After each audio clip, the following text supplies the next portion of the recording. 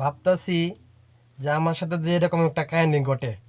আপনারা মনে করেন আমি রাস্তাতে যাইতেছি তো হঠাৎ করে একটা গাড়ি আমার সামনে এসে থামে গেছে। তো পরে আমি জিজ্ঞেস করলাম যে কি হয়েছে। হ্যাঁ, পরে মনে করেন এই লোকটা কিন্তু আবার আরবি, ঠিক আছে। আমি আরবিতে জিজ্ঞেস করলাম মোহাম্মদের ইনতে এস মুশকিলা।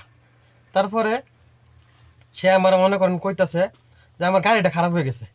তখন গাড়িটা খারাপ হয়ে গেছে মনে করেন। আচ্ছা, তো গাড়ি কোনো মতে স্টার্ট হইতেছে না। তো আমি কি করলাম, তো কইলাম তাহলে মুদির আল্লাহ আনা ইনতা মুসাহাদা, মানে আমি কি আপনাকে সাহায্য করতে পারি। পরে কইছে আচ্ছা ঠিক আছে করো। পরে আমি কি করলাম, ও হ্যাঁ স্টারিংয়ে বইছে, আমি ডাকা ডাকা আর বাসায় নিয়ে গেলাম। হঠাৎ করে যখন বাসায় নেওয়া শেষ, হঠাৎ করে মনে করেন আমার কইতেছে তোমার বাড়ি কই। আমি কইলাম কি আমার বাড়ি বাংলাদেশ। পরে আমার কইতেছে মনে করেন যে তুমি কি করো।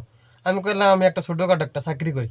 পরে হ্যাঁ মনে করেন যে আমার কইতেছে আচ্ছা ঠিক আছে, আমার তো বাসায় কেউ নাই, আমি একলাই, আমার স্ত্রী নাই, কিন্তু একটা মেয়ে আছে। মেয়েটা একটু ও কিন্তু মানে মেয়েটা একটু মেয়েটা একটু সমস্যা আছে বলতে মনে করেন হ্যাঁ আহ, কোনো পুরুষের সামনে যায় না, একটু কথা কম বলে।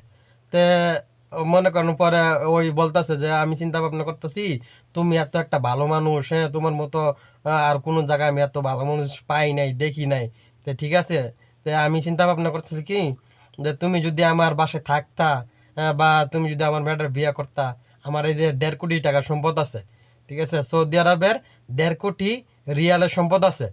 যে আমি তোমার মতো এত একটা ভালো মানুষ খুঁজতেছিলাম, যেহেতু পাইয়ে গেছি, তুমি আর যাইও না, আমার বাসায় থাকো, আমার ম্যাটারে বিয়া করো, ঠিক আছে। তো এরকম যদি একটা কাহিনী ঘটে ভাই কি অবস্থা হবে কোন। হ্যাঁ, তো ঠিক আছে, ভিডিওটা কেমন ছিল আশা করি জানাবেন, আর ভিডিওটা ভালো লেগে থাকলে লাইক কমেন্ট শেয়ার করতে ভুলবেন না। তো সকলে ভালো থাকবেন, আল্লাহ হাফেজ।